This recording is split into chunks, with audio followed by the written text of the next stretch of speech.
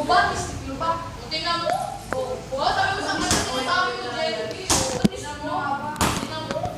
Ano sinasabi mo? Ako ko na nakapatulong. Oo, sino nga ba? Eh, sabihin mo, sabi mo ako nakasira niya. Hindi ko nasira ko lang yan. Pag yan nasira na. Hindi, sabi mo kanina.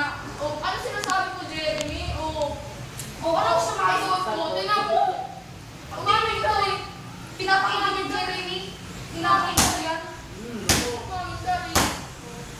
Kung amin man ako, buti na mama to.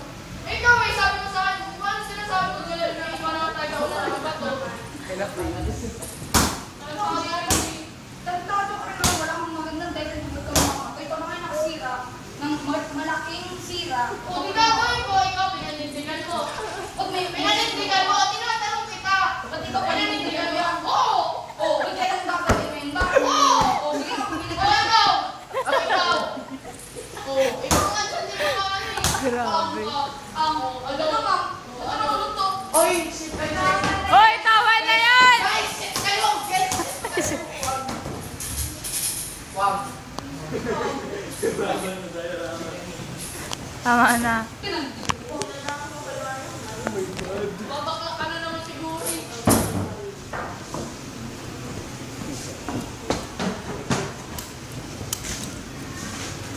Okay.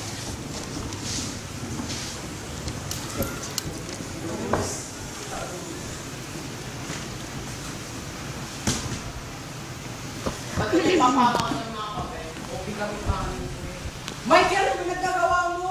Ito ang pinagsimula ng away. Bow. Okay, ang pinagsimula ng away, tinanggal ng mga fourth year at ng ibang nag-journalist yung mga ano. Kaya kung tumatama yung mga bola, yun yung bakit nasira yan.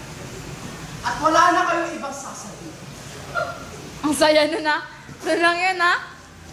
Tapos ano nangyari sa inyo? Ba't nag-aaway kayo na ganyan? Si Jeremy Picon. Pinapulan mo pa kasi. Ha? Ha? Ha? Jeremy, pinatay si Jesse. Ate, ano naman yung plastic kinakain ko? Yun na nangyayat at tinipon niya ako na dyan ng ulo niya. Katatuwa yun. May laman pa, sayang. Isakto ko na ng 3 minutes. Sana hindi ko na nakakaya tinigilan. Si Swern. Oo nga, saya nun pag hindi mo tinigilan. Sana 51. Hindi, alam ko kasi si JC ang 54. 55. Hindi ko pipigilan yun kung patas lang kayong dalawa. 8, Wala nang patayan dyan.